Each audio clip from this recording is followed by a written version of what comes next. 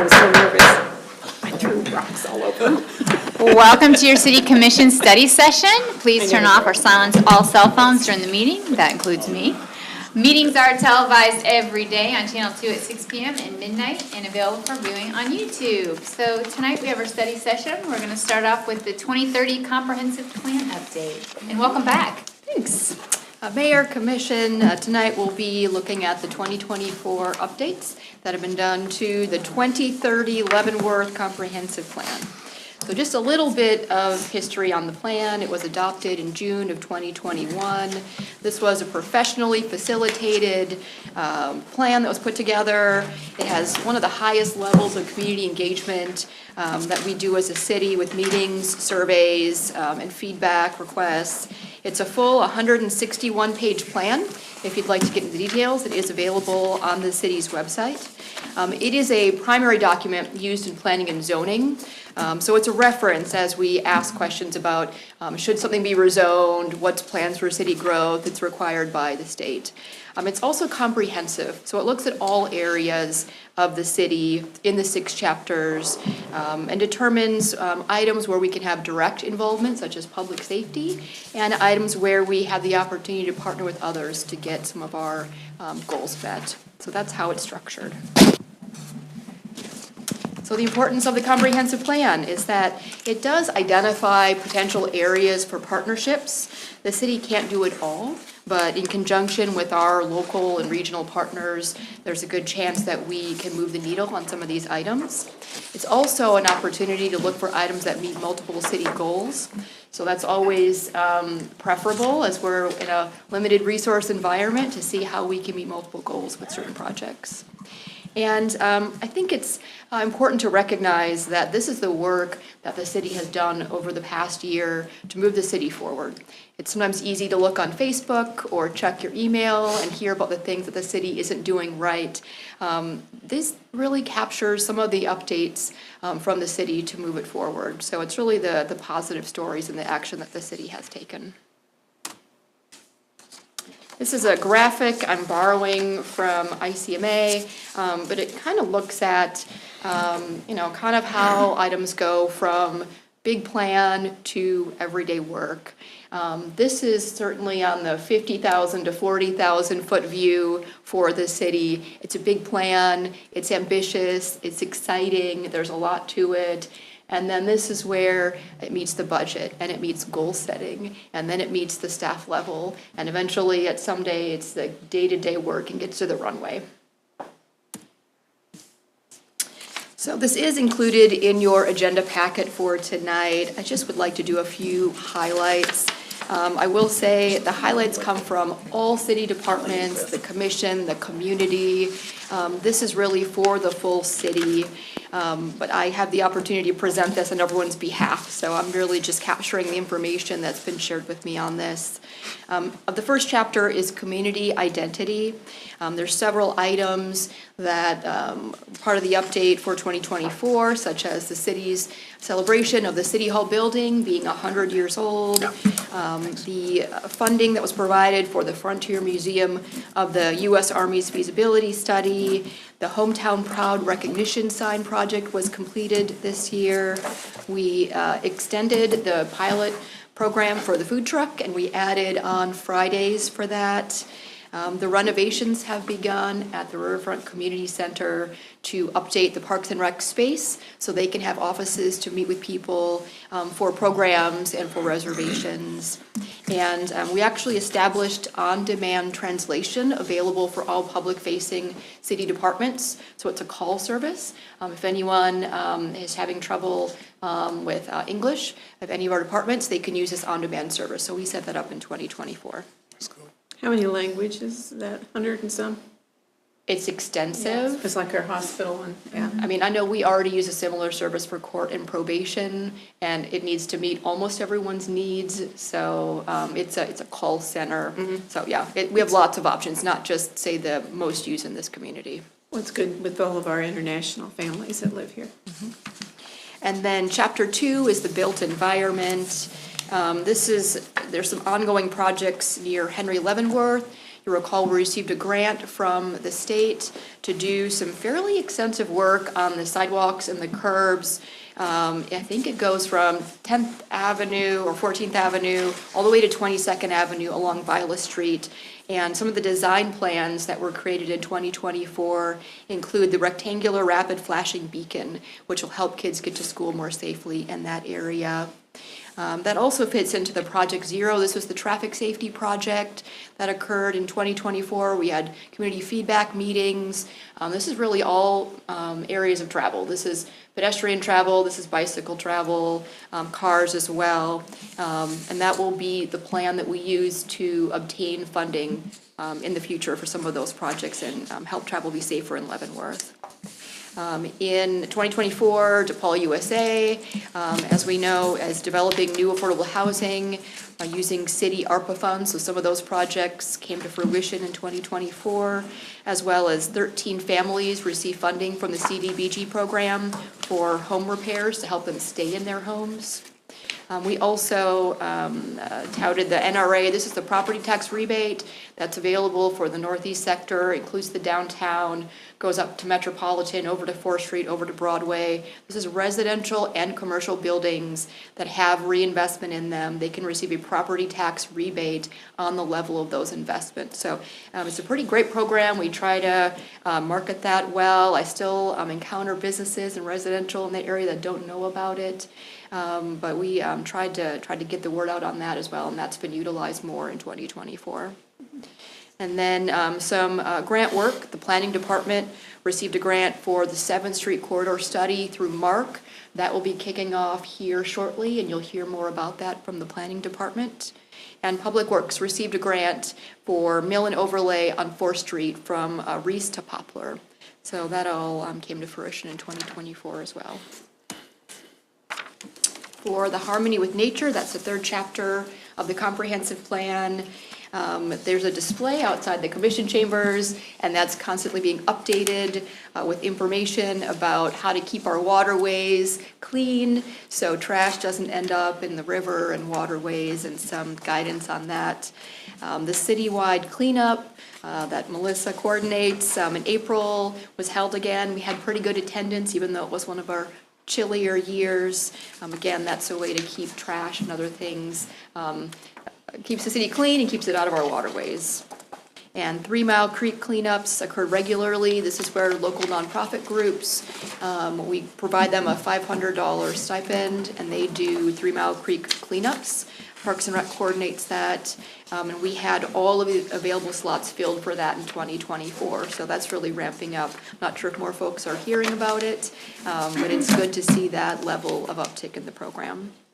And then the city continued to partner with the Leavenworth County Emergency Management to address weather and climate items. You recall we had some flooding in 2024, and that's where we work with our partner organizations to look at closing roads and sharing information with the public. Chapter 4 is Resilient Economy. So this is where our partner LCDC, in conjunction with the State of Kansas Department of Commerce, brought a dozen site selectors from around the country to visit the Business and Technology Park. We keep marketing the park. The goal is that we will get a large industrial project or 2 in the park. So those were some of the actions that were taken in 2024 for that. We also had about 80 attendees at the city's business symposium this year. That's where we bring top resources to encourage people to start a small business, expand their small business, and really just bring the resources here and make it convenient. We also worked with Fort Leavenworth, the TAP program, the transition assistance, with the goal being to keep military personnel here after their time in active duty in Leavenworth. We've had some success with that, obviously, in the past, and it's really to keep up with how do we do that better in the future. The Ride LV microtransit program also continued in 2024. I haven't seen the latest numbers from this month, but they've been 1,000 or 2,000 every month. So I know we've had some bus maintenance items that may have slowed some of that, but the program's been going well, and there's certainly a demand for it. And then the Small Business Grant Program continues to encourage investment in the downtown. I don't have all the numbers for that, but I mean, that's tens of thousands of dollars have been invested in downtown buildings as a result of that program, leveraging the funds for greater private investment. Healthy community, this is where the police department added the mental health responder for mental health calls, really to just assist with that. That was a partnership item with the Guidance Center. And also as part of a healthy and safe community, the fire department ordered a new pumper truck and a 75-foot quint apparatus for continued fire safety. You can just Google that. I don't have a photo, but it's a fire truck. And then we also added the pickleball courts in 2024. They've pretty much been utilized daily. I drive by fairly frequently, and even on cold days, there have been folks that are there and taking advantage. So it's really exciting to see people get out with their families, take out their competitive spirit at the pickleball courts. That's been a great addition. And then we've also continued to see activity at Hawthorne Park since the splash pad opened. The splash pad has been open. I think the word is getting out that the gazebo is available. Nancy, is that you in the black outfit there playing pickleball? But yeah, we've definitely seen more park activity. Thank you. For the splash pad. Another pickleball, okay. And then the last chapter is the land use and community design. In 2024, the planning department, obviously with approval, updated the development regulations to create potential opportunities for infill development. This means that as we have those pockets within the city, it's ideal to fill those in before we start building out. The BZA approved variances for continued use of non-conforming properties. And we also started pursuing information about the RHID and the potential for incentives for housing. So that is something we started to work on in 2024 as well. Is that the back of your head, Nancy? Yeah, probably. Yes, my goal in all these apparently is to include You'll Nancy. find That is me, actually. I was right there. So It was me. the key points on this is that this plan is a guide. It is based on a lot of community feedback, and it talks about where the city would like to go. And it's really important that we're working not only as city staff, as a commission, but with our community partners to see this plan move forward. It's also the city commission that sets the priorities. So you can look through 161 pages. There's a lot of exciting items, a lot of potential tasks we can take on. This is a good basis for discussion as we look at goal setting for the year, as we look at budget discussions. It's a reference to say, are we picking up the things we thought we would pick up 4 years ago? What action have we taken on that? Do we want to reallocate resources to move forward in certain items? So again, that really will come before the commission in the future. That's the update that I have for the 6 chapters of a comprehensive plan for action taken in the past year. I'm open to any questions that you might have. Can we get a copy of that PowerPoint too? Sure. Yeah. It's very easy to check back on if people have questions. Goal setting is at March this year? It's in March usually. I don't know if we've set a specific date for that. Usually we'll verify schedules and the clerk's office will get that set up. So what we're waiting on, we have a tentative schedule, but we have not received final dates from the state on deadlines. And so Roberta is waiting for those final dates to make sure that we're coordinating all that. But we do have a tentative schedule set. Okay. Cool. Great job. Great, thank you. Yeah, questions on this side. Thank you. Okay. Next up is Camp Leavenworth feedback session. It is me again. Here we go. Okay, so it's, I don't know, 25 degrees, feels like wind chill outside, but we're gonna think of sunnier weather in September and think about Camp Leavenworth. So Camp Leavenworth, the dates have been scheduled for the 26th and 27th of September. Every year we hear feedback, please let us know as soon as possible. So every year we try to look at the calendar, look at other events, look at schedules, and get that set. So it is currently under construction, and we're getting ready for that. I just wanted to kind of recap the festival timeline of Camp Leavenworth. As I get feedback from the community and continued questions, I think it's helpful for us to kind of understand how we got to where we are with the festival. So we held the formal festival for 5 years. 2024 was the 5th year. In 2020 with COVID, there was an alternate Leavenworth festival, but we really had Camp Leavenworth in kind of its current form for the last 5 years.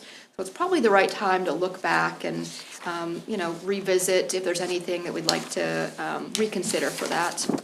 So this actually started in 2017 and 2018, and I think several folks here were involved in some of that. There was a festival advisory committee that was created, and it was really with the direction from the city commission to establish a city festival.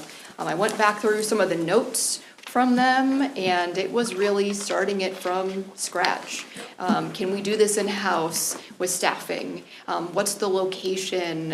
What's the time of the year that this makes sense? So that's kind of where this all started, is we had this concept, and then with the advisory group and working with the commission, kind of set it up for the launch in 2019. That was the first year. Yeah, there was an advisory group, and I think that's important for people to realize, that it wasn't just the city making a decision on this. We had a very It included. active advisory group.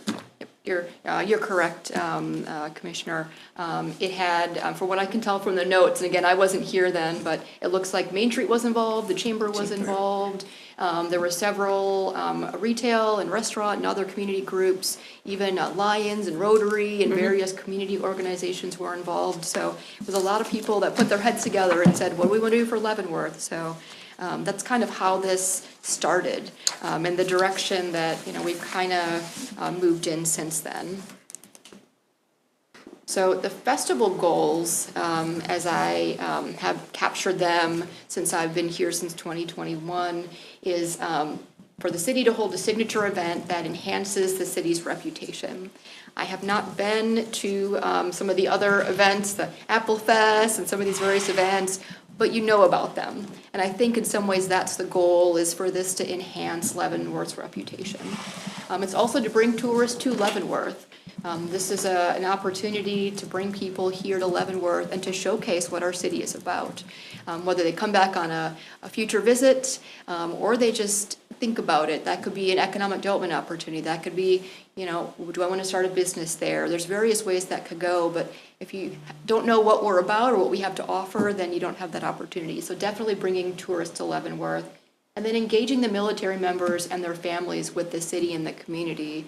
So I understand the September date was picked not only because it was warm, but also because it fit with when military families who are here for the year arrive in June and July, get settled, do orientation, and this might be one of the first times in September that they're saying, okay, we're here as a family or as individuals, what would we like to do? So that's part of the reason it was in September, is to engage those military members and their families. We know that we want them to enjoy their time when they're here. We want them to come back, to work in Leavenworth, to start a business here. So this is really in some ways part of just welcome them to the community, having a diverse setting for all community members, but we also want them back. So there is a little bit more of a long-term purpose to it. So I'll jump ahead to the 2024 recap, just to cover. I think everyone's generally familiar with the event, but you're always learning something new every year. So we did have an enjoyable and safe community event. There was no major incidents, so that's always a plus. And that's, one of the key items that we take a lot of time to plan for. And if you don't have to see those plans go into place, then it's a successful event. So we're happy with that. This year we had regional and local musical acts. We did not have a headliner in 2024. And we had some of the elements we've had in the past, the 5K run, the fireworks, the bouncy houses, silent disco, shopping, kids' crafts, run by LB Arts, and the 360 camera for social media.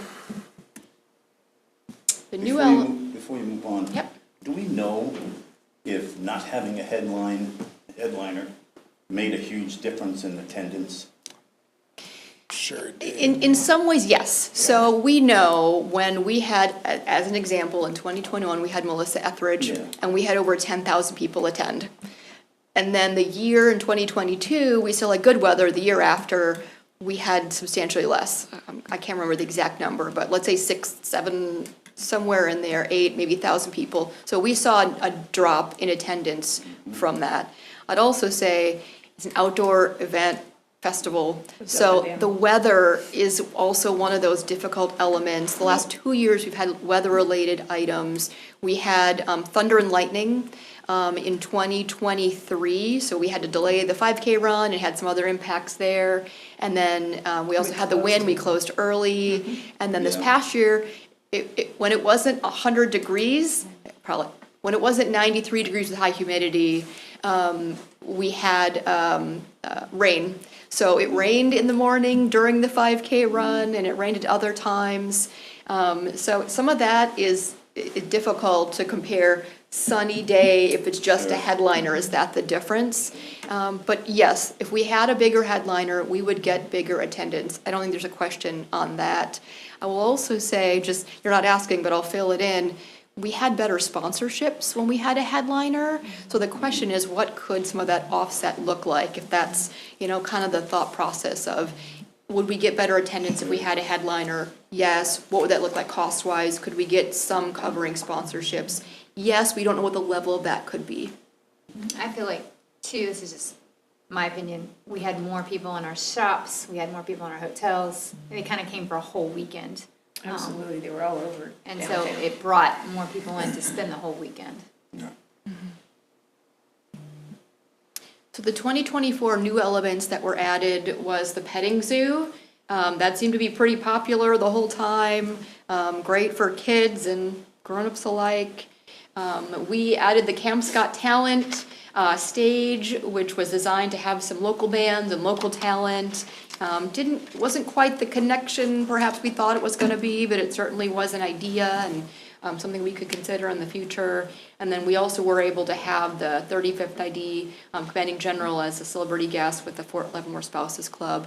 Again, as a way to welcome the military, get them off post, get them into the city, get them into the community, and learn what there is here. So the 2024 successes. This is the, I guess 4th year that I was working on this. The location, we've now generally had minimal issues. The number of cars towed, I feel like it's gotten less, and Chief can certainly provide some information on that. Are working with the local businesses that are impacted, the Heritage Center as an example. We've had various weddings and things booked there. We've tried to make sure we work well with them, and some of the other areas that are in the footprint. I think we've gotten to where everyone kind of knows about it, it's expected, so that helps it to go well. We had over 2 dozen local craft vendors, so we've seen that grow every year. That's pretty exciting.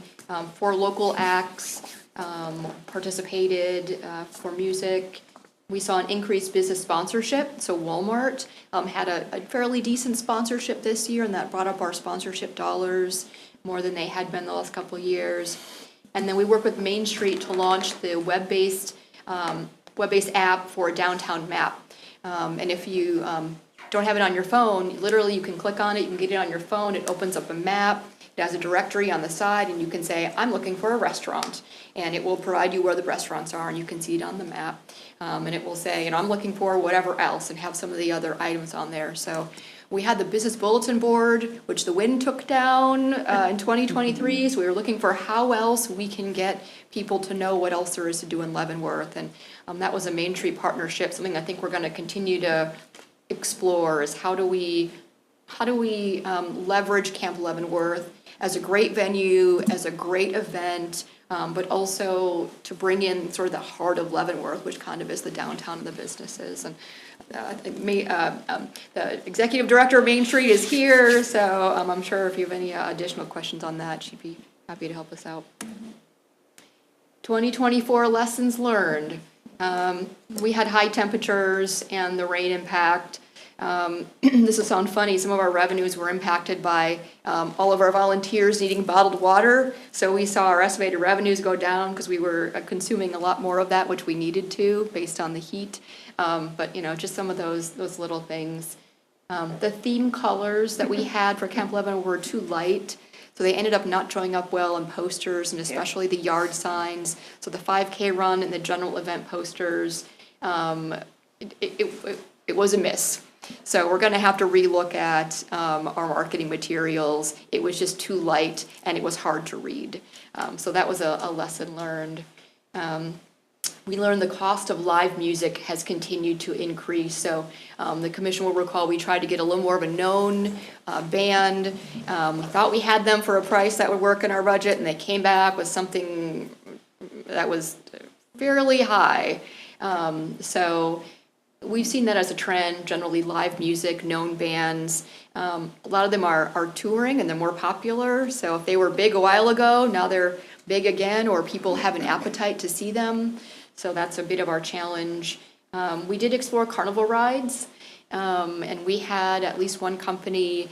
It was fairly expensive, and we had some challenges with it. So it wasn't just the expense. It was a full package. So it would have taken up a large amount of the footprint. We would have had to remove some of the items that we had. There was an option to either we pay for all of it or we do a bracelet and charge families. And that was a little bit of a challenge where we've offered bouncy houses and some of that, free festival, free elements, to then, look at charging and what that could look like. So we did explore that, and I think we'll continue to explore that. We've heard that feedback. But we just haven't been able to find the right connection for that yet. We've had fewer volunteers. That seems to be across the board on a lot of things, but we've been done okay, but it's still a challenge. For Camp Leavenworth, we don't have volunteers. City staff takes some of that work on, or we hire temporary staff. Our event manager coordinates that. So we'd love to see more volunteers, and some of that could just be outreach and getting the word out in time. And then I will say, we have not found a teen activity. We have tried to brainstorm and look at what we can do. We are open for options. If anyone watching this has some thoughts and ideas, please send it. We added the petting zoo, which met an audience that wasn't teenagers, and some of the elements we've been able to do, just it hasn't met what they're looking for. I'm not sure I'm the target market to be able to identify what exactly that is, but we'll take the feedback. We continue to work with our event manager to say what are some ideas for the youth to get them to Camp Leavenworth, because I think we want all ages to participate in the festival. He needs like a YouTuber to come or something. Yeah. I will write that down. Yes. And then, so just wanted to share with the group as we get started in 2025. And I think that, commission, almost anything the city does, we're going to get complaints here and there. We can't meet everyone's expectations. And it seems like with Camp Leavenworth, there's been some challenges tied to, I wish it was this other thing, or, I want this element in.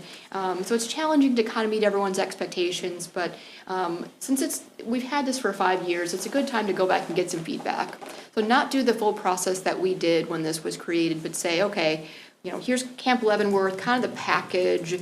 Where are we missing those connections, and what can we do to add some updates to make it to where it really makes Leavenworth shine, and there is that buy-in. So some of the actions we're taking is Christy Lee, the CVB manager, and I are going to meet with the Carousel Museum just to make sure we're all on the same page, and they're incorporated well into Camp Leavenworth because they are right in the middle of the footprint.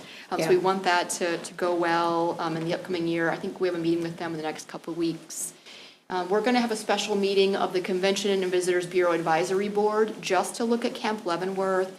You'll recall that board includes Main Street, includes retail, includes stores. Usually, I think there's required to be a hotel and I think a museum on the board. So, and that's a commission-appointed board. Just to kind of, again, do that recap and say, what's something we're missing? How do How do we better incorporate the downtown? What are some thoughts? Do we want to make this where we have something that has people stay overnight, which seems to be a little bit of a misconnection? Is that a camping element? Is that a larger known band that we bring in? What could that look like? So it'll be a session specifically focused on getting their feedback to make the event better. And then we continue to work with Main Street. So as I mentioned, Haley is involved in the committee that does the regular planning, all the details on, where are the entrances, are they well signed, where is the EMS, we do all those details, and we have a committee for that. Internally, we include our event manager, we include Main Street, and we include Christine Freitchen, who is the 5K event organizer as well. So we will meet regularly from now until we hold Camp Leavenworth. Quick question, did you have a timeline of when you're gonna start to meet? And the only reason that I'm asking that, just in case if we do decide to move forward with the headliner, I know that it was tough when we made the decision to possibly find one last year, it was too late. And so, just in case the schedules fill up, there's something that we could possibly discuss amongst the commission, and then that's something that you can work with Main Street or. Yeah, you are one slide ahead of me. Oh, So, my bad. yes, Slow down. and we'll work with their, the purpose of all this is to gather the feedback, Okay. get the direction from the commission, and then bring this to the event manager. That's their job really, is to take these ideas and explore what can we do, how do we do this. Earlier feedback is better, that's why I think normally we would do this in kind of January, February. We're kind of trying to move the timeline up just to ensure we're getting that feedback and they can take that information and work on it. So that's the slide I had, is looking to the commission for feedback and guidance. What should we explore for 2025? We've done this for 5 years. What would you like to see? What feedback have you heard from the community? And we're here to listen and learn. Well, we were looking at a big name band before, or known band. And so is that continuing? Because I know it takes at least a year to get somebody in here. Yep. So the last few years, the direction from the commission was to kind of look at regional bands. So that was kind of the general direction. Now we had, again, our event manager will say, hey, there's an opportunity. So if they say that, it's good to either have that direction from the commission in advance, we're open to exploring that, or no, we want to stick with regional and local bands. So that's actually one of the items. Yep. I think it should be something, if we're gonna continue to do this, it's something we're looking ahead, like, what are we gonna do in 2026, 27, Because some of them are booked that far out, and I think they would like to come here, but, you can't wait until a few months before the festival to book them. Sure. And that's, again, we had Melissa Etheridge, and then we went with two headliners. They were known sort of regional, larger than that country bands. And that we didn't seem to get the attendance for them. So then we said, well, do we want headliners? After that, the commission consensus was sort of well-rounded, well-balanced, multiple audiences. We had a couple opportunities here and there, as we had someone who might have been known and fit in our price range. That's also a little bit of a challenge, and we'll present that to the commission. But if it's the commission's desire to have us work harder to pursue a more known name to bring to Camp Leavenworth, that's direction the city or the staff can take and work with our event manager and move forward on that. It would be my choice to do that. I think it brings in more people. I think it gets more people downtown in the shops and the hotels, and it's better for sponsorships. I do too, I agree. Okay. I don't know what everybody else thinks. Yeah, I agree. And also, man, figuring out a way to implement that camping. Because I know that was something that we originally had discussed, and I don't know what the setback was, implementing camping for the overnight stay as camping, well. yeah. And so I don't- Yeah, and so I don't know, what caused us not to be able to move forward with that. Okay. But I think that'd be important as well as pursuing headliners. Penny, do we have, you called out like 2021, what that looked like, right, with 10,000 people that showed up. Since then, 22, 23, and 24, how's the attendance been tracking? for those, like, total? Yep, so off the top of my, I'm gonna do some round numbers. Sure. I want to say our attendance in 2024, so last year with the heat and the rain, somewhere, let's call it 4,500, 5,500, we're somewhere in that range. Okay.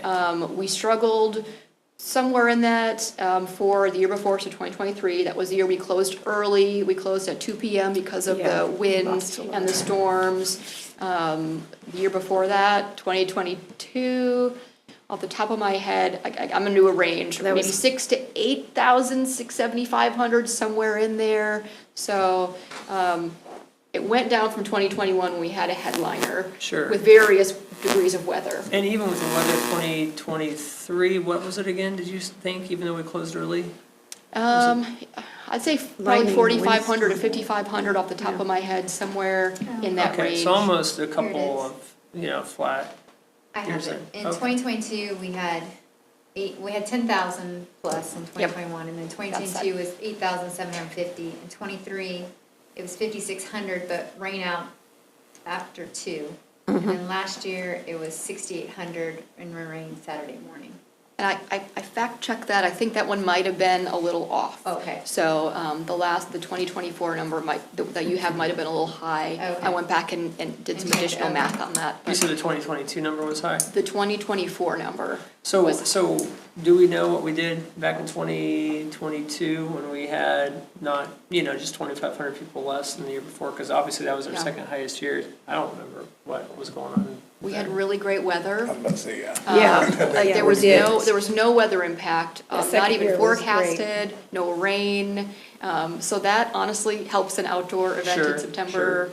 And we had two, again, country, sort of regional, slightly larger headliners, but we didn't see the attendance at their events be that large, which tells me those people attended over the course of the festival and maybe didn't then just show up for those headliners on Friday and Saturday night. And what was it, now that we've been with O'Neill for, I guess, last 5 years or so, right? What was it that originally drew us to them, or, how they get on our radar? I don't know if I have that. I will say, I know when the committee originally looked at this, they looked at, can we do this in-house? And the answer was no. No. They looked at, could we create a position for that? So I've seen various position descriptions. I know they pulled from other cities and looked at what a, coordinator might look like. It seems like that wasn't the choice at the time. I'll interject in that, right? So I worked in the city of Lawrence for several years with every major event they had, 10,000 people live en masse, 70-mile bike ride. So I did all of that, and I can say, from my expertise on that, some of those large events like Camp Leavenworth require a level of expertise that is difficult to find in an event coordinator. Yeah. So just it's helpful. I'll give you an example. This past year, we did not have enough food trucks for Camp Leavenworth. So we were gonna have 5,000, 6,000, 7,000 people in theory attend, and we only had 3 food trucks. I mean, we're talking the last couple of weeks. And this is where a professional event organizer has a list, and they will call in favors, and Sure. they will extend their region. They'll say, hey, I want you to participate in these other 3 events, so show up to Camp Leavenworth. They're able to do that. Had I been planning it as an example, we would have only had 3 food trucks. Well, so, and to just kind of, all that being said, I guess kind of where I was getting at, and I don't think O'Neill's done a bad job for us at all, but for what we do in the city, we always look at various different companies, right? What can they bring to the table? So We did I at the didn't time, know. yeah. Well, so that's what I was We kind looked, of we looked getting at at. several, and she's the one that did Boulevardia. I mean, we looked at the events that she did. Yeah. And we looked at the success of them. The Irish Festival, the parade, the Chiefs Parade, Royals Parade, yeah. And so when we looked at that, and then we had interviews with different people, I mean, it was a whole process. So that was my question, what Yeah. you answered there. Yeah. Yeah, Nancy, so just kind of, figuring that out. So has the landscape changed at all, since in the last 5 years? I'll be the last one that's, just for always signing a new contract with the same company all the time. I just think we need to, things continue to evolve. We're in a different economic time now than we were back in 2021, and before then. So I'm just kind of curious, and especially talking to some expertise just in growing crowds for events.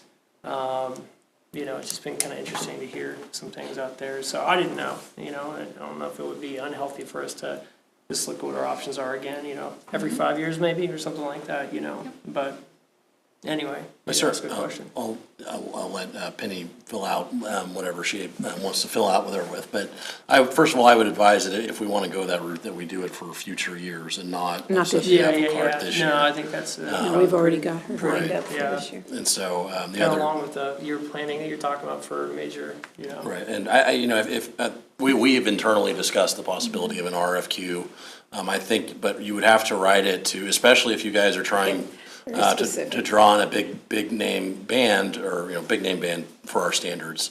The bigger the band you want, the more connected that firm is going to have to be. And I know we get a lot of grief from some people that the firm that we hire is not local to Leavenworth, but they are connected in the Kansas City area, and that's where you get the venues that draw the bands. And so I think that the more that they are connected with that, the more likely you are to find somebody that you can draw to Leavenworth. So it's. Well, they also have like the buying power, right? So Right. they could get the fencing and the porta potties and all that at a rate that Right. us locally, we don't have the buying power for that. Correct, and then they also have the reputation. So you're trying to draw in a Melissa Etheridge or a Jen Blossoms, their management teams want to know that the people who are organizing this event know what they're doing. Yeah. Yeah. For a lot of reasons, but safety, like, there's a lot of electrical equipment that those people have to work with, and they don't want their band to get shocked by somebody who doesn't know what they're doing. So the reputation means a lot when you're trying to schedule or organize these things with these bands. yeah. It's appropriate for, the commission to give staff direction if you'd like to, if we think it's good to do a review of that. Yeah, I agree with Scott.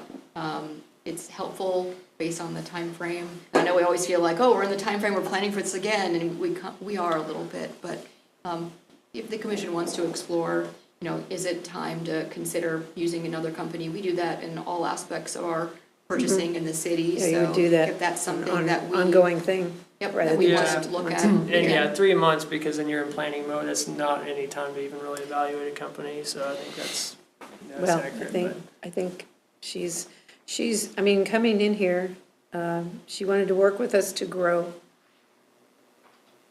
our festival, and I think she does a great job with that. But she's following along what we want, so if we're not growing, then she's not growing, Right. so. So do you need from us tonight to say, yes, go for headliner? Do you need from us tonight to say, The sooner the better. It'd be helpful Yeah. if there was a consensus to explore. We can't always guarantee, last year, that's a great example. We said we had a set price, and it was, okay, verify, we can do this in our budget. We can move some things around and, change some other things.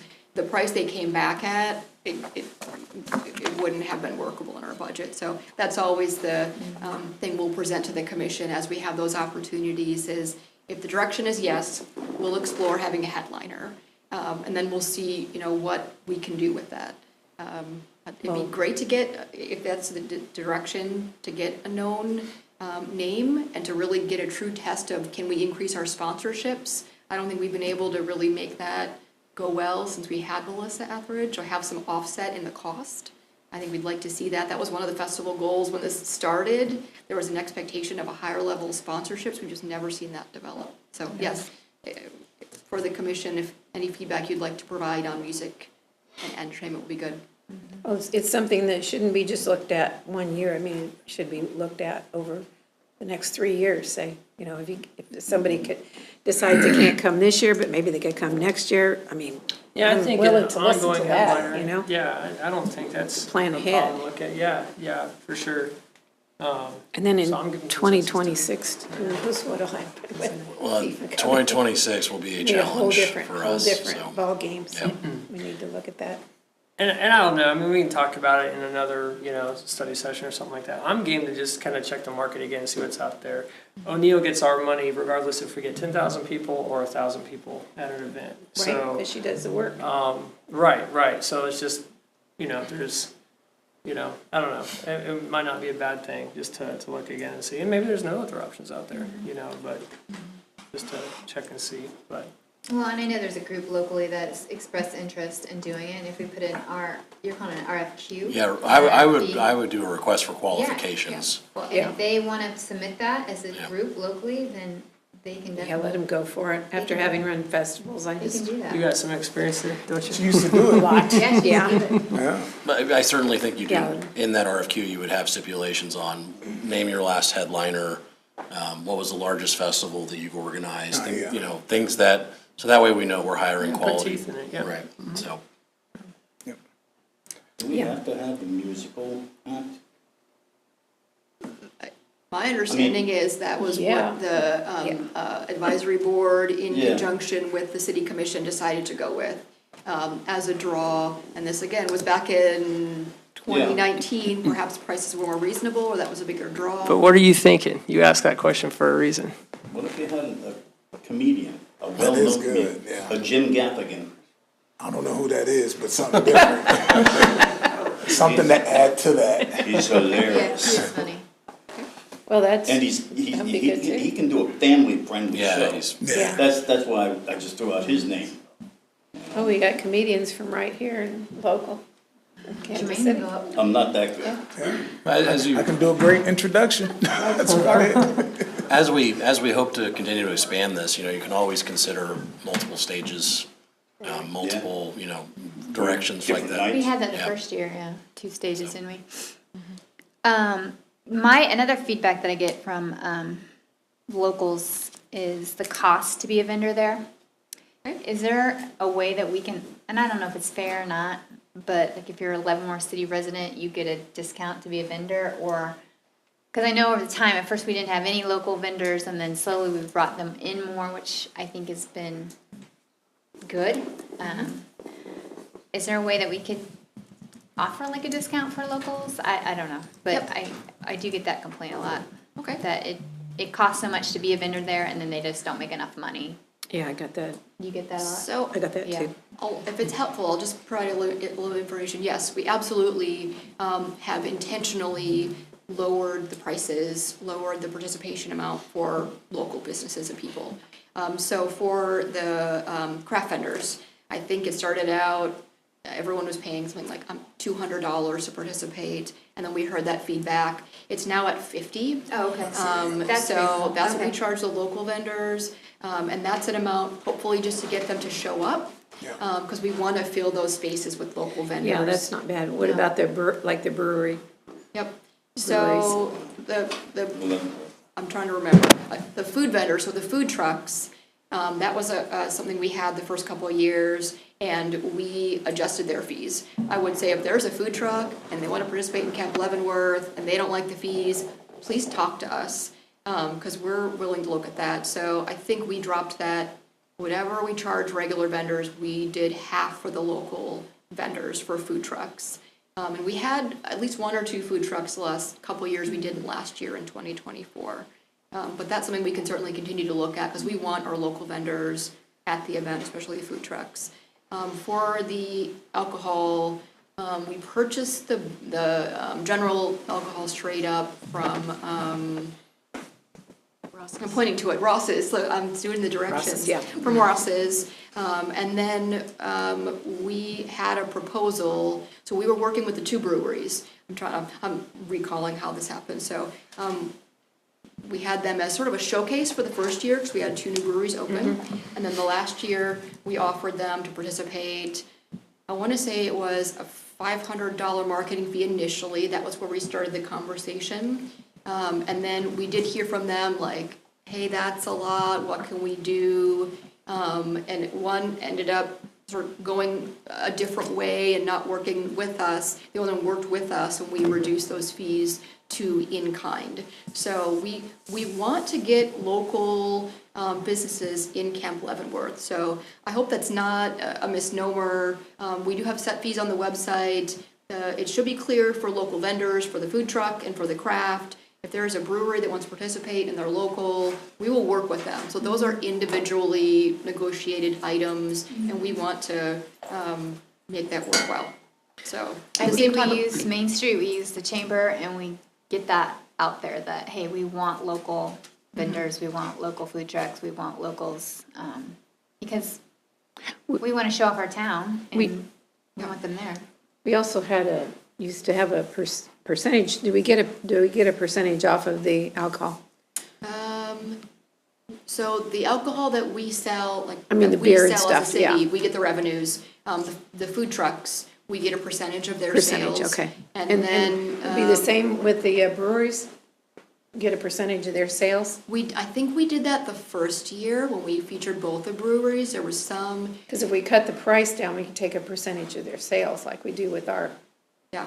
I believe that, I can go back and check and make sure I'm giving you the most accurate information. I believe the first year we did just a percentage of their sales.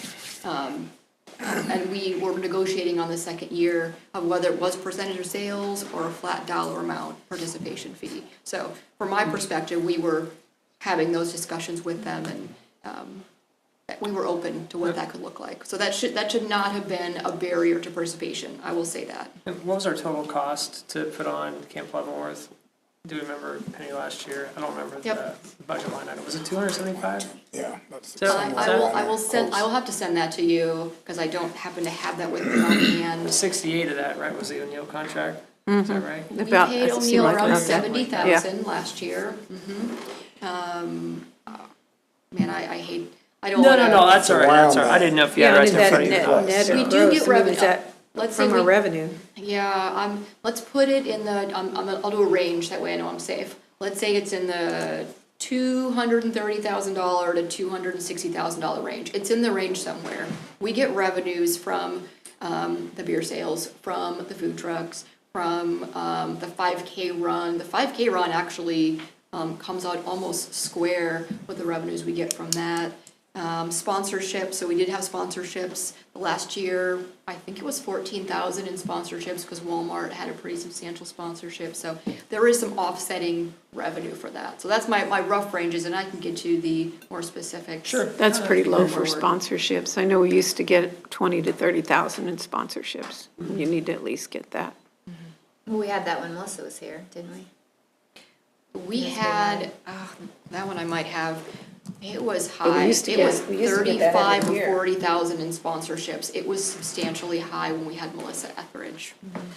Because we also were able to have VIP seating, Yeah. and a company We had sponsor the meet and certain greet with her. things, and so there were just more opportunities that businesses wanted to participate in and put their name on. I just think you're selling it, you're selling the reason why we need a headliner there. Yeah.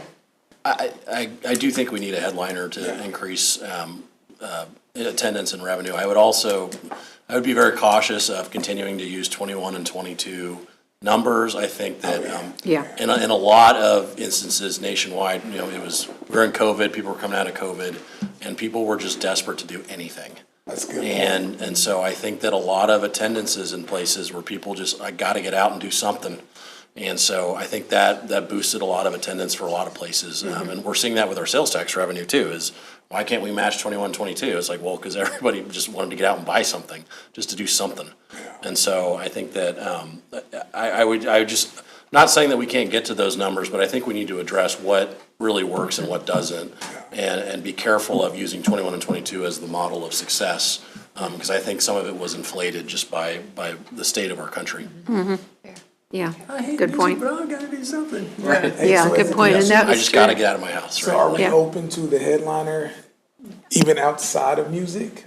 Or is that something that we can add? I'm Just open in- to it outside of music, I mean, Yeah. you don't what I know mean? until you try, and just see. A big So, name Yeah. that brings in sponsors. Right. We'll take that feedback to the committee and the event manager and look at that. And I would love to see, along with that, Jermaine, if maybe we could see Like I said, I've seen this kind of a little bit out there before, but what are some thoughts around crowd generation for more names, right? Depending on if it's a stand-up comedian or something like that, just to get an idea. Because, I mean, if we're averaging, let's just say 5,500, 6,000 people on a regular event, and we get 3,500 more people for a major headliner, to me, that's nothing. Well, surely we should be able to triple that with just exposure to Kansas City and people coming up to Leavenworth. That would be my thought, meaning like we should be able to get 9,000 more people on top of our regular, 6,000 or whatever like that. You would think, right? I mean, you get 18,000 people that go to a sporting game. I mean, you know what I'm saying? Like, surely, I don't know, just a thought. Just so I'd love to see more estimated numbers around what we could get depending on what the act is or whoever. I'd like to see what Atchison gets for Amelia Earhart Days. Oh, Lord, that's Huge. booms. I know, it's Do you mean huge. attendance or music, just so I'm, Both. I mean, attendance, really, to see if they're, I'd like to know what that is. They've Yeah. been around for years, too. they get headliners too, but, I mean, that's, That's funny, I've never but their been there. their draw really is the fireworks. Yeah. That is their draw. I mean, they spend $30,000 on I was $30,000 just on thinking fireworks, that and we before I came over tonight, what did we Maybe spend on 10 the firework 10 portion of ours? Do we? probably 10. 5,000, 7,000, yeah. it's not that much. Huh. But they put it to music, it's gorgeous, it's over the river, just like ours is over the Is river. it our 4th of July? No, it's the end of July, Oh, I've never been. around the 20th. I really liked last week of our July. fireworks we had, and I mean, it's like, for $5 Yeah, that's a grand, draw. actually That is not a draw, bad. too. Yeah. Do People they come out have to like see a that. festival, like rides and things though, don't they? Yeah, I think they have a, Fair type of? yeah, like we used to have, they have a carnival and stuff too, but they've got lots, I mean, it's huge, it's just huge. They've got lots of vendors and stuff, and just, I don't know who runs it. Well, what we know is They now, worked with us when we did Lewis and Clark, Atchison did, and they, they're great. we kind of have a 5-year established baseline, right? Some quirky stuff in there, like you said, Scott, but, I mean, yeah, we only know what we know right now, so, no, I think it's a good point. Yeah, you don't know until you compare yourself to other places. Maybe Yeah. the commission does a field trip up there. But they've been, yeah, they've been doing this a long time. But they also, I've gone to some VIP events up there with, I mean, they actually have the governor come in and, I mean, they've got all kinds of stuff going on there. They do other things, right? Do than other what we do, things. Yeah. But we did Lewis and Clark, we had a VIP event as well, and we had people come in but we did it as a joint thing with Kansas City and Atchison. And I was the head of the Leavenworth part. We were the only one that had fireworks that worked. The big night, Kansas City, down at Berkeley Park, the fireworks didn't work. There was something going on. Atchison fireworks, the fireworks didn't work, but ours worked, and so we made all of the news. We made all of the news for Lewis and Clark because of the fireworks, so you never know.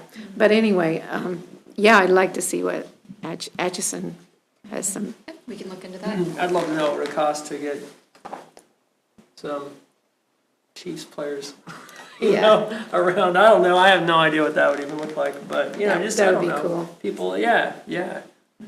So. I Does don't know. anybody have any other feedback to Camp Leavenworth? No, just always open to see how we can improve and, the foot traffic in the downtown businesses. Yeah. And I know it's gonna come when you meet with them. So as far as headliners, is there some flexibility there from your guys' perspective on, maybe get somebody that's a little more adult oriented, that I think we generally try to stray towards, family friendly, Jim Gaffigan, Melissa Etheridge types. Or if there's a band that would draw maybe a more adult crowd, I'm not talking somebody super vulgar or anything. but- Yeah, I don't know. I want to be careful on that because we're Family still, Okay. family friendly is, Okay. yeah. It's good to know. Yeah. No, good question. Can I ask this? How hard would it be to put together some type of survey to get it out to the community again? Hey, just some feedback. You probably would tell me, oh, we're actually doing that right now or something like that. But like, could we do anything like that? Just more feedback, suggestions from just. Are we talking the community? music specifically? Just for the Camp General. Leavenworth, anything, in general, yeah, just any. Sure. I mean, Yeah, we could absolutely put out a survey and get more direct. Something that could be shared members of the public online and feedback. put out like, guys, look, over the next, I don't know, what, 60 days or something like that, like, hey, I'd love some, and maybe you could send out some potential questions or something like that to us, and we could provide feedback. I don't know, I'm just thinking, would you guys be okay with something like that? Yeah, no, Yes. I'm always up for getting It's always information. good to Feedback get from the information. community. But can we make sure that they're Leavenworth residents? Yes, Yeah. yes. How to do Do yes. you live in Leavenworth? Okay, Well- first question. Zip code. Well, so Yes, please. another thing to consider, it would not help us for planning this year's event, No.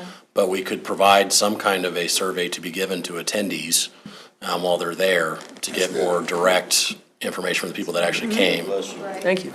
So, Have someone walk around with an iPad and. right. Or, a QR code that gives you a 10% off whatever, a burger or something. Yeah, something to Maybe entice something. someone to do that, yeah. So, Yeah. Anything else? That's it. Yeah, you're gonna hear from people that want to do the good old days, but I remember Oh, yeah. the good old days. One thing, the planning commission, when we first, the group that did the planning for this, first thing they were talking about was, well, people were wanting to do Buffalo Bill Days. People were wanting to do, it wasn't all that great. I mean, they think it was great, they remembered things, but we were, You can get struck by lightning when you walk outside for saying that. we started, I know, that's true. But, well, I know, I mean, I was there. I mean, we had a lot of fun during Buffalo Bill Days, and we were all, we were all young. We had the races, I was given airplane rides, we had balloons. It was a week-long event. The big balloons, it was a week-long event, and we were raising money for Cody Park, and, we were all doing that, but all of us that were volunteering and all us, we were all in our 20s. And so, that one reason for Camp Leavenworth was to really focus on young people, to get young people. So I think needing something for teenagers is important, but man, we had, we did a lot of it. I'm a senior millennium. I had a balloon land in my yard out in the county, it was kind of cool. But anyway, Well, you could fly some teenagers around, maybe. fly some teenagers around, yeah. But just to bring, I remember you going can't go to back, Buffalo you can't Bill go back Days. to Buffalo Bill Days, you just can't. We just can't. I remember going to Buffalo Bill Days. Here's how great Buffalo Bill Days was. I remember Keck's Root Beer. Oh, That's all I yeah. remember. Oh, we had them every year when I was I on know. Main Street, yeah. And then the, That's all I remember we remember had about it. Sip and cider days with this. Yeah, sip and cider, yeah. Anyway, we're living in the past, but thank you so much for all that, and you have our permission to Thank you.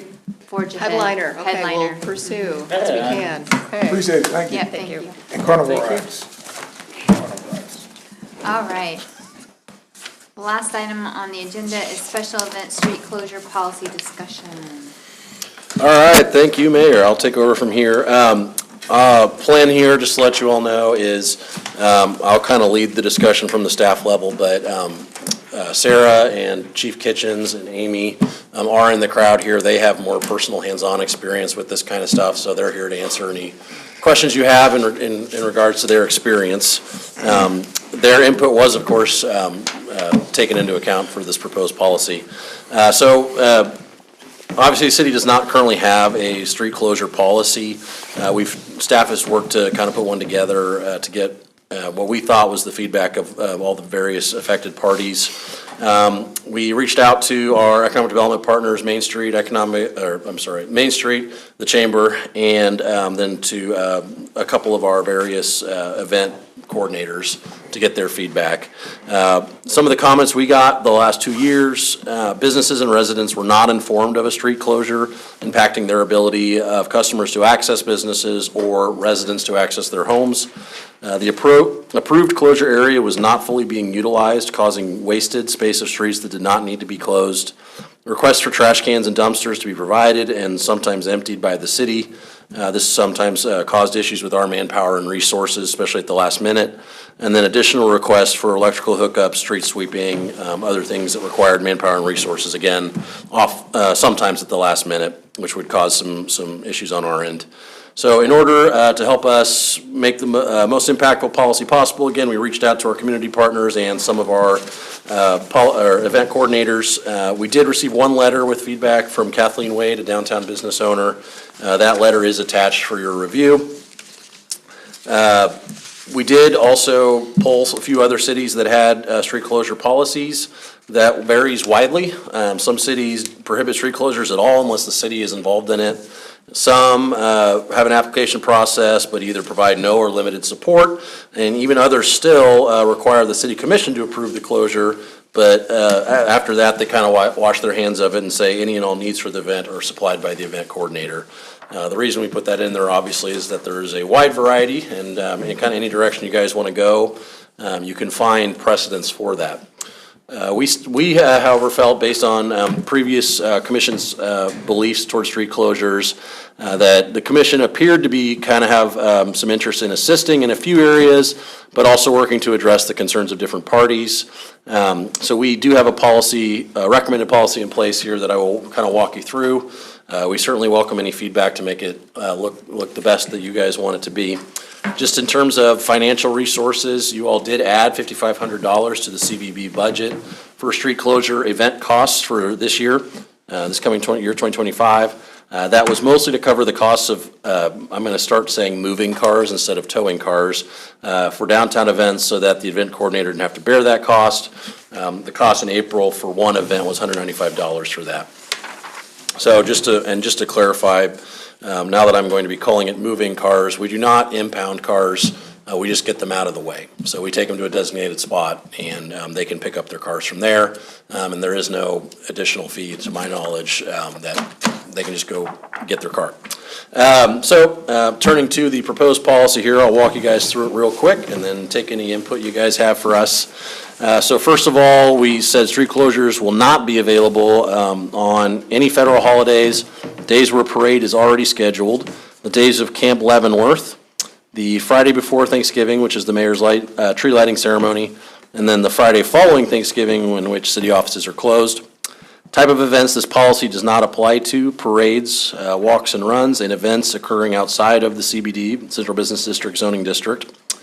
Responsibilities of the applicant: provide a street closure request form, which is also here for your review. Business and resident signature approval for street and block closure form to notify local affected business and residents who are affected within the road closure request area. And then a non-refundable fee of $25 per street closure request event. All three of those must be submitted complete a minimum of 8 weeks prior to the scheduled event date for approval. Responsibility of the city if request is approved. City staff will notify businesses and residents from the business and resident signature approval for street closure form of the approval location and date of closure. Essentially, you got, the applicant goes out, notifies the local businesses and residents, and then once it's approved, the city staff will notify those people that yes, it's been approved. So be prepared to move your vehicle as such. Provide one 20-ton roll-off dumpster for use during the event. If closure area contains city trash cans, city staff will empty those within the road closure area up to 24 hours in advance of the closure and place trash can liners in them. If closure area contains city trash cans, a roll of trash can liners will be made available for pickup from the Municipal Service Center by the event coordinator in advance of the event. Police officers will place flyers on cars parked in the road closure area several days in advance of the closure. The day before the scheduled event, the city will place all event barricades at a single designated location for setup by the applicant. AKA, we will drop the barricades off, but it is the event coordinator's responsibility to set them up and monitor them. Police officers will attempt to locate car owners to move vehicles within the road closure. Police officers will move cars from the area via tow company, again, just to a designated location, and they are not impounded. Appropriate city staff will take down and remove barricades. I need to remove that. If applicant's responsibilities if request is approved. If closure area contains city trash cans, retrieving the roll of trash can liners from the Municipal Service Center in advance of the event. Applicant will be responsible for placing and maintaining all barricades at the designated locations throughout the event. The city will provide all necessary barricades the day prior to the event. Once the approved event is completed, applicant will be responsible for removing all barricades and returning them to the designated location where they were dropped off prior to the event. The city will then pick up those barricades from the designated location. Any other logistics, including but not limited to temporary trash can liners, electrical needs, portable restrooms, picnic tables, or security associated with the event will be the sole responsibility of the event coordinator. Applicant must supply and set up their own tables, chairs, pop-up tents, other available equipment for the operation of their event. All items must be along the curb so as to allow for room for an emergency vehicle to access the area down the middle of the road if necessary. Closure area must be kept clean, and the applicant is responsible for cleaning the area at the end of their event and picking up litter and placing it in the trash cans. In case of inclement weather where the event is canceled in full, the applicant may contact the city clerk's office to discuss the possibility of rescheduling. And then applicant must, of course, apply with any other permitting, including but not limited to special event, noise, temporary food, or temporary liquor permits. Okay, and then the other attachments you have there are the proposed street closure form they would need to fill out, and then the signature form for businesses and residents. I just have something here. Everything must be submitted a minimum of 8 weeks. But there's nothing about notification of the, it's like, is there a minimum of the amount of time that we're notified of the event? I mean, this is for the application, but they want him coming in at 8 weeks and, 8 weeks isn't long enough Okay. to have a heads up on Okay. an You talking event. the business owners that are on the street? Who are you talking about? I'm the event coordinator, Oh. the whole event. So, it's like, okay, it's like St. Patrick's Day. We come in January 2 or whatever to pick up our permit for St. Patrick's Day. So we make sure nobody else does anything. We do that every year. That's 3 months ahead. But, and then we have it turned in at least a month ahead. But I'm wondering, or at least maybe 2 months ahead, we usually do it in January when we get our insurance notification. So you have that time there too. You've got to apply for the insurance and all that. But as far as the notification of the event, is there anything we want to put in there about that when we need to be notified of the event? Are you referring to us? You The talking commission? about the commission or the? Notify you, so that you can notify us that this is coming up. So, we settled on 8 weeks, 2 months prior that's for when they come to That's for us with. Everything done, Yeah, everything done. so they've already notified all the residents, all the businesses of the event, and then that's the last step. The is last step, okay. They come to us, yeah. Okay, that was confusing Right. to me. Okay, we can Right. clarify that. I can clear that up as Yeah. well if you needed. So that 8 weeks is also, they're different forms, but our special event form is also due 8 weeks in advance. That way, if we need to plan a commission meeting, that gives staff the internal time to schedule that date, because we only meet 3 times a month. That still gives us plenty of time to move forward. And with the businesses and residents having the signature form in advance, when that person is potentially going to get those, they're gonna be informed of that date. And then as soon as Okay. it's approved, the last one that we did, literally the next day, I mailed out letters. So that time frame from my staff's perspective, since we'd be the ones doing it, is completely reasonable. If we don't feel under the gun to make that happen. Got it, okay. Barriers. The barriers, Barricades, people just move them. Yes, they do. It's not like they have, it's like they don't care. They just they move them out of and the they way. drive in and then they drive out. And that's not really fair to all levels, right? It's not fair to the people that put them there, it's not fair to the event. What can we do to?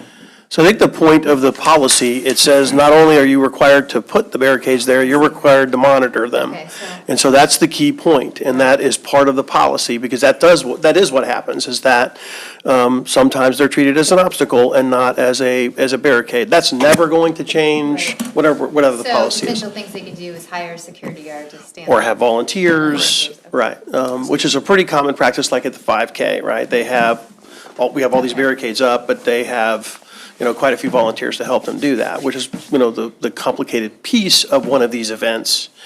And one of the reasons why we're emphasizing so strongly the policy is to make sure they know what they're getting into, and have the ability to do that, which some people do and some Yeah. people don't. But I think that was the point of that is, that's absolutely true that people move them or drive around them or do the best they can, but it is the event sponsor person, coordinator, responsible for most of the things, including that. How did we do it before? Like, did the police drop them off, you guys drop them off and then pick them back up? And then this is saying, So the service center drops off the barricades. So for example, at the Veterans Day Parade or one of the parades, we know where all the barricades go. This is Becky and the team down there drive through a day or two and lay them at the corner. And then follow that up with staff going to put them up or the volunteers put them up, that kind of stuff. And so that's a pretty common practice. that's what they do now? Okay. Right.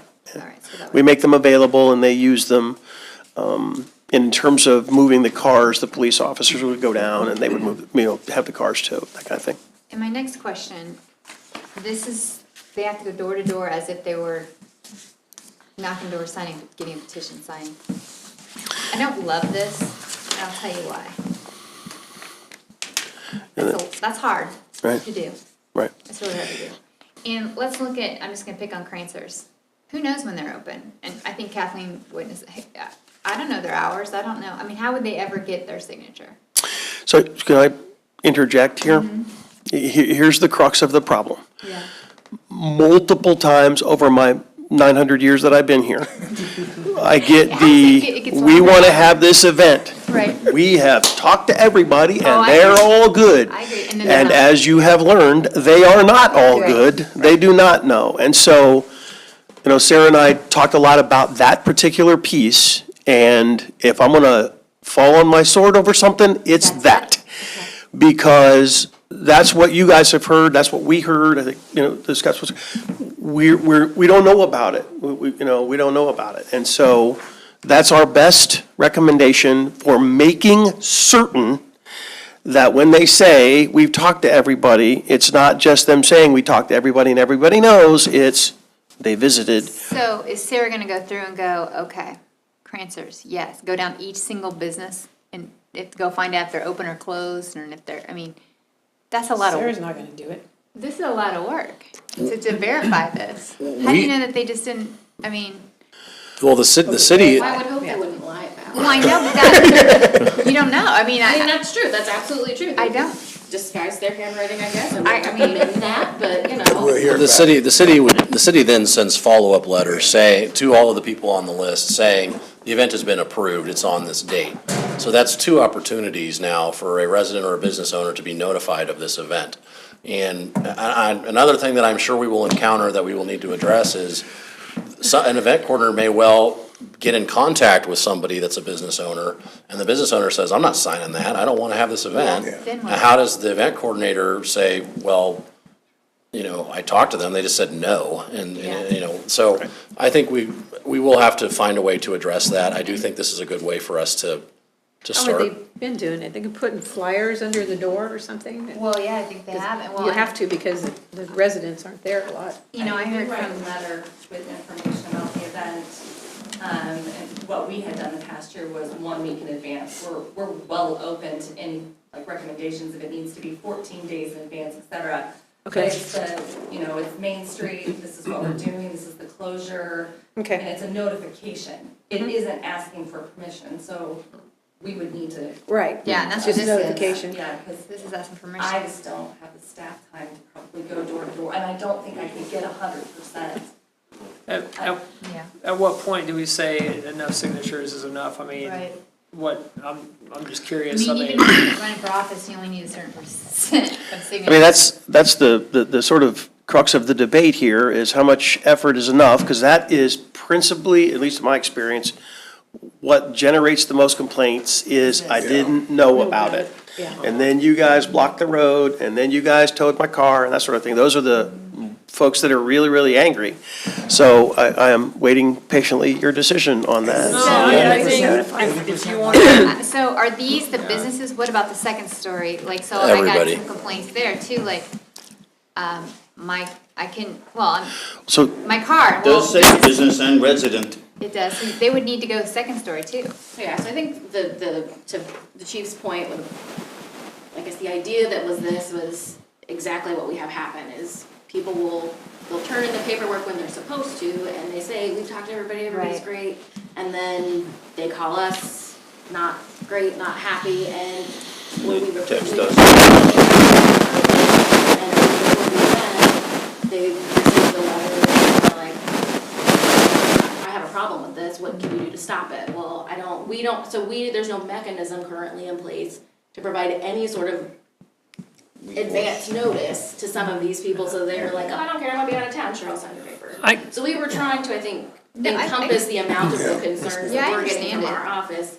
Because I think from our perspective, we're thinking, if you wanna close the road, there should be a little work into it. Well, see, that's my thought. I'm thinking, I if mean, I was Hamburger's gonna go do clear. it, then if it's an event, first of all, there's a chance I might wanna do it again. And so I wanna sell everybody in the fact that it's gonna be a great thing, and I would just expect that I'd have to go do that, door to door. I mean, if I can only get half of them on A board. yes and no column, I understand, Yeah. like, people need to say They yes. don't have to say, I like it. Because I didn't want anyone to feel like they had to say yes, like, someone could totally oppose it, I'm not gonna sit there and count that you got 17 yeses and 18 nos. I'm I sorry. think the point was more of, we just want them to know that they had a chance to have the conversation with whoever was putting on the event in advance, to say, I'm doing this, this is kind of my proof saying, I've talked to you, whether you like it or not, I'm just asking you to sign my piece of paper, saying, really more, I talked to you.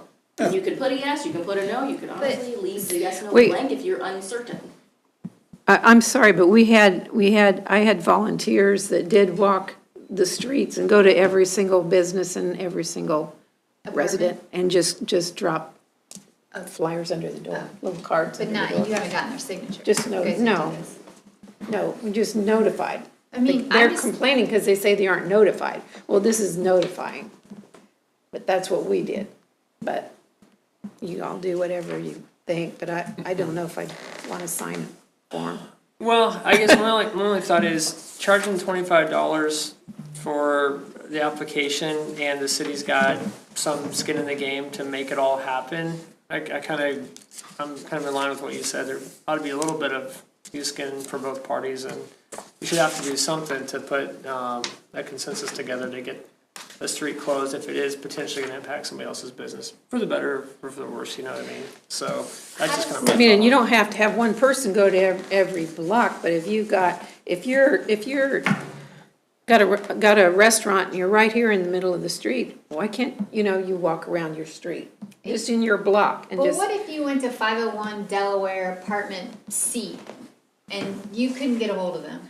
just put a thing under the door. But You don't have this- to get a hold of them. This Oh, says that's you do. I know, I Oh. see what you're saying, yeah, no. I No, I mean, don't, how I do don't, you know? I What don't if he think, works a I don't night think shift that. and you're, I mean. Yeah, let people work in Kansas City, they're not I here. mean, how do we get a hold of all these people? So I would only say that the consequences for not doing that, absolutely your decision, is we're just gonna have to live with the complaints then. Because the efforts that we make, there's generally threefold. There's the initial sort of notification, hey, everyone, we're doing this event. Then it's sending out letters to just the addresses, right, that's what they do. And then us, 3 or 4 days in advance over the midnight, putting out the flyers on the cars that says, hey, we're reminding you this event. So if there's not anything else than that, then we're just living with the complaints. And that's I'm a not, decision that you have. I'm not opposed to this, let me just say this, I get where you're coming from. I just think this is really hard to do. I mean, I've I know, got I people know. in my audience going, mm-hmm. How much do you wanna have an event? I like How the much do you football. wanna close the street instead of using what we built Notification. for this kind of thing? You can also use this Well, as see, an we have to opportunity, have the opportunity to signage bring awareness to the Well, event as well. Ed, So when I your like- business owners are saying they don't, this would be hard to do, and they're the ones that are wanting to run it, we're just making it harder. I'm not opposed to this, I just think this is a lot of work to go to every single apartment downtown. Do we even know all the apartments? I mean, are you gonna give them a list of where they're supposed to go? So the problem that we run into from the city side on notification, because I know that comes up a lot, is literally our way of notification is using GIS, which is property owners. Right. So we are relying on whoever owns the building to notify tenants, lessees, whomever. And they don't. So that was where this idea came from another city, of we are going directly to these people, because who knows if they're owner is actually telling them anything that's happening. Right, and I They may just see it and be like, yeah, this isn't anything important. Well, it's something that we could just say, well, yeah, the owner of your building knows about it, so. And that's what we've kind of done, you know, and I think that's where part of that $25 fee came from, was really for our cost in notifying. I mean, but as we know, mail costs have gone up. Yeah. Certified mail is almost $9. I wouldn't. Right, no. So, I mean, Mail out. and we get a lot of them back because most of our property owners don't have mailing addresses, like where they're accepting mail. So I think we were just trying to come up with a way to ensure that people know what's going on before something is approved, so that they actually have a chance to have their voice heard. Because that's more the complaint we're getting is, we were just told it's happening and I don't have a way to even say that I'm impacted. And I understand that totally. What were you gonna say? And the only thing I would say to this, man, I just say try it, you know what I mean? That's kinda I know as an event planner, I like don't if think I'm they're gonna do gonna an wanna do event, I would definitely wanna go door to door. One, it's gonna bring awareness, and then two, get an opportunity to connect with the people. And if they say no, I think it falls back on the commission for us to approve it or not, but at least we'll see that the event planner put forth the effort. I don't what are you think gonna yes do with no this? means a thing. No, because We it could still even get falls rid of back on that. us, you know what I All we mean? want is, do the people really know that it's gonna happen? Yeah, just notification. Exactly. That's what they're complaining about, not being Well, notified. yeah. Why do we have to have, I And what just, this is looking for is to show, yeah, you really did notify people. Because you get the emails, just like everybody else. I didn't know a dang thing about this and la la la la la. How do you know who lives at 501 Delaware Apartment A to verify this? Not until I ring the doorbell or knock on the door. no, I don't wanna do that. I really don't wanna do that. I don't have a problem with that. If I was living downtown, I would not want somebody knocking on my door, let them put a card under the door, or in, whatever. Or in the door, like when you're campaigning, I wouldn't wanna, I mean, and how would we verify that? I wouldn't want I somebody. mean, how would we signing. know who, how would you? I don't wanna or be knocking on do you doors. need to have like? I think it's invasion I of think it was just privacy. trying Going to something. be a perfect way. I think you're gonna make it, Right, make so them more we can pissed off. request a copy of what they provide in advance, but I think part of where we're coming from is we would like that notification piece in advance of them coming to the commission for approval. Right. So that they have an opportunity to say, to let you hear their voice. I think that was where we were coming from a staff's perspective, Yeah. is that it just feels like the complaints that we're receiving are, we're only knowing about it Yeah, and after I the understand fact. that. So I walk in and I say, okay, I want to do an event, and you're gonna say, okay, you need to get the signatures. How many, can you guess how many I need for the closure on Delaware? How many Well, doors am I talking? Well, first of all, I would say that it does serve as a tool to help limit the size and scope of these events, Well, and right, that that's true. a event coordinator is only going to knock on as many doors as they need to. Right, that's fair. So it does help with that, because we do get complaints sometimes that we close space that is not needed. True. As, you know, I certainly understand Nancy's complaint about somebody knocking on my door to get a signature. The whole point of the yes/no column is really not to take a vote. It's, as Sarah mentioned, it's just to know, if somebody is reticent about signing something, making it sound like they're supporting it, then they have the opportunity of signing it and just saying, I'm not approving of this, but I was notified. Now, I understand that I guess some people's natural reaction to that is just, no, I'm not going to sign it, period, which I get. But as Chief Kitchens has mentioned, even if we go, there's no system where even if we notify, for sure, 100% of people, that a small percentage are going to come back and say they weren't notified, even though they absolutely were. Well, So, and in the policy here, it says city staff will notify business and residents. so off of the list From the list. that is provided. Oh, Do we have, no, I just don't like that. The complaints that come in, I don't like are they that. mostly from businesses, or are they mostly from residents, or do we know? It's been Typically? both. Like 50/50? I think they were Both doing it, businesses just and weren't residents. notifying them, but I mean, they need to be notified in the policy in here. I mean, they need to be notified. And I don't see that part in the policy where, I've gotten both. I've gotten business owners frustrated about the road Signature closure approval. itself. I've gotten business owners I didn't know. I've gotten, the folks that live in the second and third floors downtown didn't know about it. Now, keeping in mind that that's generally associated with a car being moved, folks really don't like that. And so we hear the brunt of that, but, sure. I've gotten all of it. So, when I was sitting in that spot, and then many, many times over the years, that's generally folks get frustrated. And then you also have the other people or people we could not possibly notify, which are the customers and businesses, Right. because we don't know when they're coming, Yeah. so. Never had that.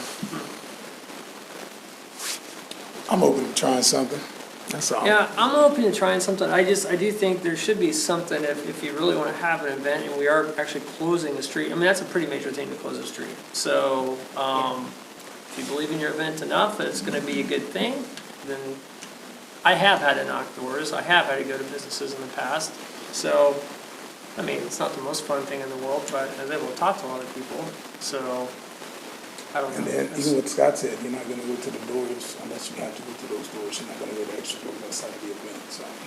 So what if you could Even when you were knocking on doors and campaigning, if somebody wasn't home, you stuck the thing in the door so they knew what was going on. Oh, yeah, but not even just campaigning, yeah, even outside of that, you know, Put just your like, card oh, in the well, door. you don't, I you mean, know. why wouldn't you I do live that in with town, this? so I can, it's, you know, it's easy for me to get to businesses and stuff like that. It's like I said, it's not convenient, but it's like, I guess if I wanted that enough to try, you know.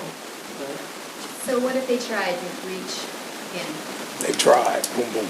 Yeah, Is that if what, they're not I there. mean, Yeah, I don't, can we put something on there If they're that? not The goal there, you is need just to to put try something to in the show door. some effort's been made, right? And then, because I've seen this, I've been sitting in the meetings too, where, oh, I've talked to everybody, they're great, you know, I like. think, I think that's the underlying issue, I think from the staff's perspective, is trying to combat we've told everybody and everybody's happy with it, okay? That's what, for us, that's what this is really about. The actual mechanism This is just what we came up with as a token, I think, yeah, probably, that we tried, I went there, I tried, no one was home. Well, how many potential street closures do we have, do we think, on the books maybe for this year, right 4 or now? 5. 4 or 5, yeah. So we run it until like August and see how it went. I mean, it's January, and just see, and if not, okay, not a, you know, maybe not that long, maybe. I it's do still- kind of like one suggestion that our valiant city clerk here has made, just kind of over everybody's head. When they bring in the application to have it, I want to see a copy of what you're going to use to notify people. You know, if it's going to be a postcard, let me see the postcard. Let me see what it says on it. If it's going to be a flyer, let me see the flyer, let me see what it says on it. And when are you going to deliver these? And how are you going to deliver these? Let me grab that. I You got know? it. We No, it's require so that for complicated, our huh? salesmen's jobs and. Yeah. And that was an option too, like in lieu of signatures, like give us a copy of what you're handing out and give us where you went. You know, I get it, I mean, I definitely understand. I understand the hesitancy that people have, so, and this was kind of a first stab at something, to get something on the books. Because we have received the complaints, I know you will all receive them as well, to just try to address both sides of this issue.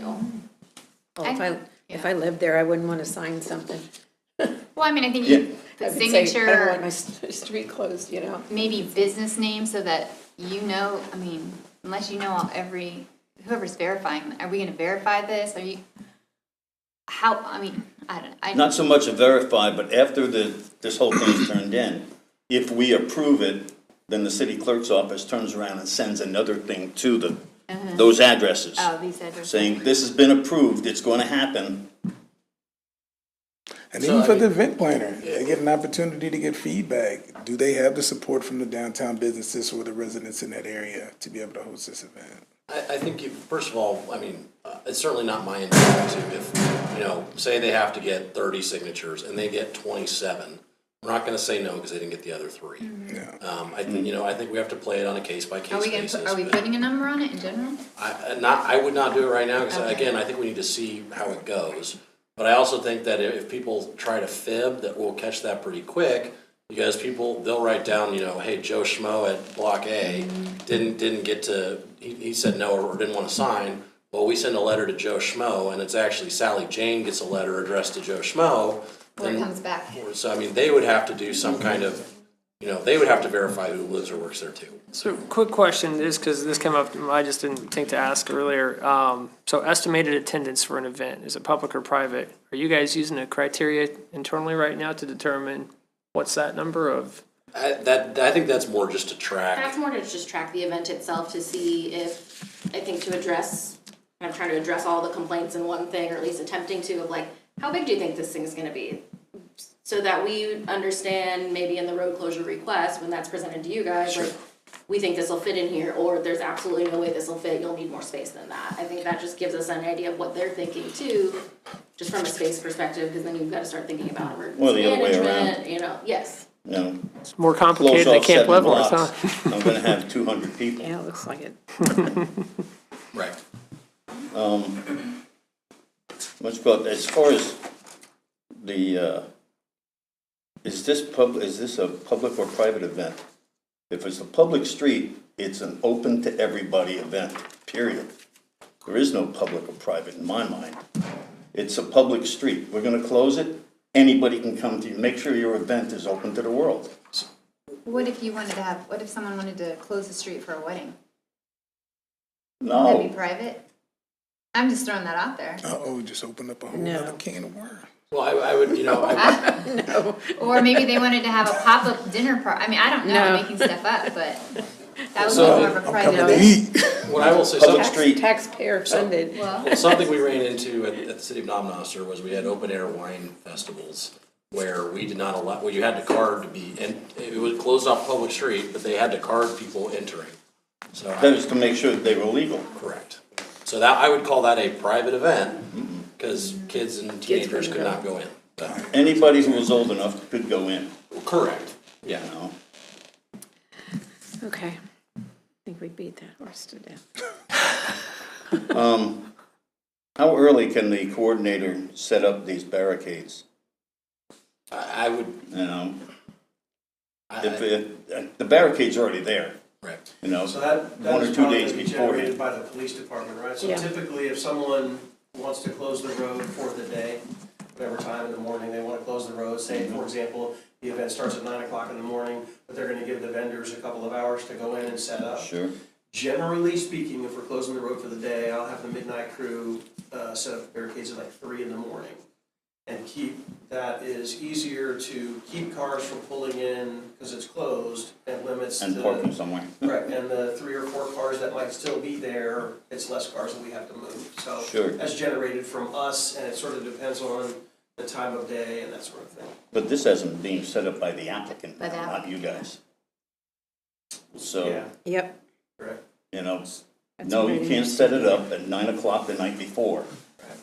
We'll work on that logistically with them depending on what they want to do. I think when they had, whatever that thing was called, the Jeep Jamboree, I don't know if that was what it was, we didn't close the road till around noonish, maybe, something like that, right? Farmers market. Yeah. Something like that. Farmers So, markets, that you know, if they say we're not gonna close the road till 8 in the morning, we'll try and target overnight or early in the morning. Yeah, But if they're gonna do it later in the day, might Sure. look it over, that kind of, we just gotta work those things out as they go. anything else on the street closure policy discussion?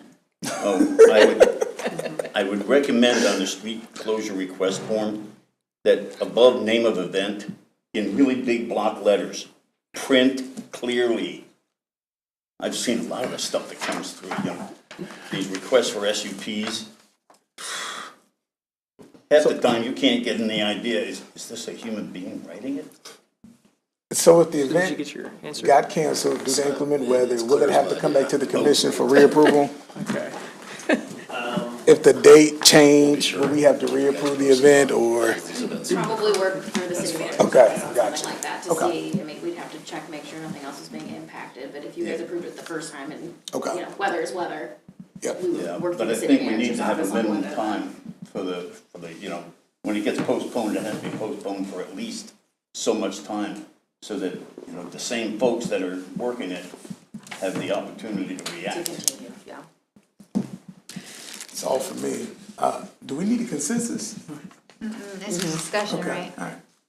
Now, we'll take, so, Yeah, feedback. We can't make any the city decisions manager, we'll tonight. take feedback and He's Yeah. looking. hit the drawing board some more and. Okay. So one thing I just would like to maybe add, has nothing to do with that, but a policy discussion.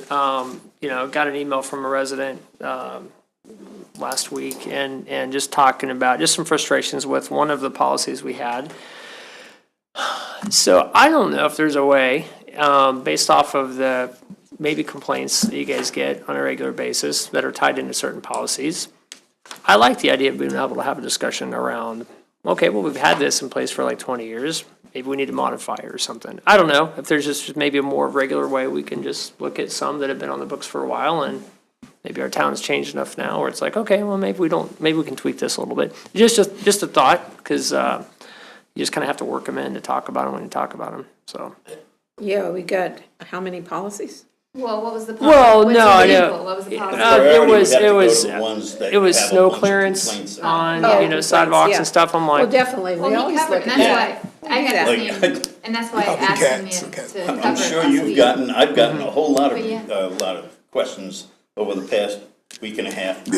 Right, you know, Snow, yeah. what is the code, don't you guys have an ordinance, what's the policy of the city, you know, on snow removal? And where can I put it? And, you know, I had somebody complain to me that the city puts snow in the city's parking lots.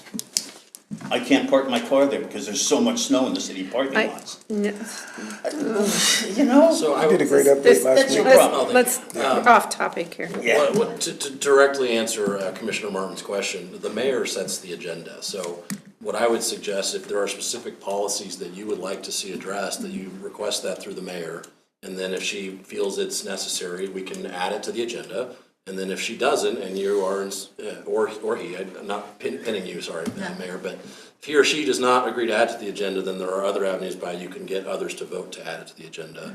And then no, staff, that's fine. Yeah. No, I just thinking about it, and it's like, yeah, some stuff. I just think, broadly speaking, it seems like the most frustrating thing for a lot of our residents in the city is just the unbalanced, what do I want to say, how we enforce code, you know, in the city. And it's just Yeah, like. that's what I get complaints about. Yeah, just like if you have Definitely. some kids and you punish one differently and you punish another one, it's like, well, hey, you're just gonna cause a lot of grief there. So, I don't know, that's just my biggest thing. so Yeah, that's a hot button. if there's policies you would like us to consider or to discuss further, I would advise you to send them to Mayor Pittman, and then we can get them added to the agenda. No, that's cool, yeah, I appreciate that. Well, and going back to the policy that you were speaking on, I get those questions too, and that's exactly why I asked about it last week, and it made the front page above the fold, if you got the paper, about our snow policies, because we got so many questions, and maybe, you know, I think it's a decent idea to go back and look at, especially ones that So, people. I don't even know how many we've got, I mean, Yeah, what, no, but thousands? I mean, like, I don't know. if we're Did you? getting a lot of complaints Wow. about the same ones, it's probably something that we should look at. You don't have to quote a specific code to us. You can just tell us what the issue you're receiving complaints about is, and you'd like to have staff look into that specific issue, and we will do the legwork on what policies are affecting it. Yeah, just continuous improvement, so that's cool. And you guys do a good job of bringing stuff here and there when you're getting it, but, no, I appreciate you talking about it, so. Well, any other thoughts? All right, I'm thank you, good. Chief. Thank you, Sarah, for the hard work on all this. I know it's frustrating. Anytime. I know it's frustrating. Okay, well, let's, do we go around the room for study sessions and talk about, Yeah, you can. okay. We can. Scott, do you have anything else? Just real quick, pretty much everybody in this room, actually, this is notifying for you guys. Set your calendars, April 15th, the first re-annual State of the City address at the community center, 11:30 to 1:30. So we'll, more details to follow, but at least get the date set in your calendar. So, State of the city. It's back. State of the city. And pay your taxes. yeah. That's all I got. Yeah, Don't have anything to add? Everybody stays warm this week. yeah. I don't have anything. The NAACP did a wonderful job with the play the other day. You did a wonderful was- acting debut. I don't know if that was your debut, but it was great. I haven't acted since high school, so it was kind of, Oh, but you did a great job. I had one whole line, so whatever. But anyway, they did a wonderful job, the ones that played the sisters, especially, and Joanna Schultz, shout out for the NAACP, and Joe Clark, and then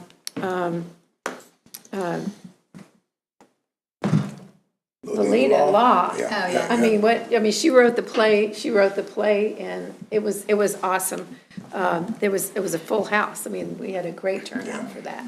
So, anyway, Richard Allen Cultural Center, Edna Wagner was involved in that too. Oh, she was hilarious. And they were just really, really good, and we actually only rehearsed for 1 week. I mean, they really put it together Great quickly. job.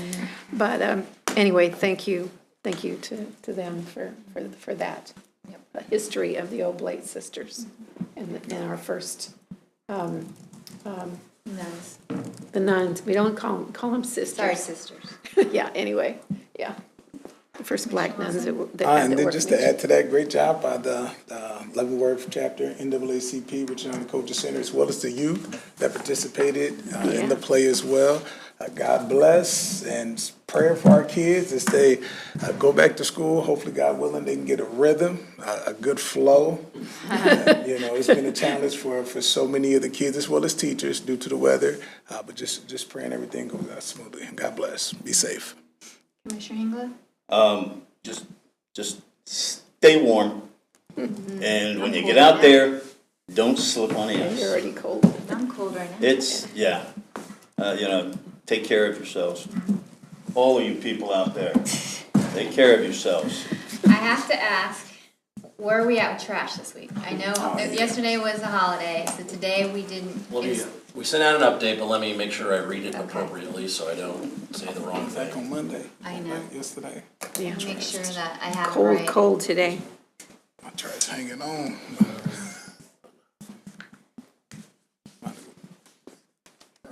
All I have to bring my trash to your block. I know, you can.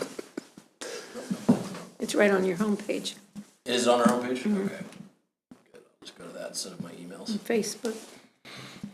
Well, if it's Facebook, not, too. if it's not there, I can go look at it. I can read it real quick. Well, it's one day late from Oh, today. okay, so, Yeah, that's essentially so wait, Monday's trash will be tomorrow? next week. Oh, So Monday was missed. Monday's trash is picked up January 27th. Tuesday's trash picked up Tuesday the 22nd. So we go back to our normal schedule tomorrow.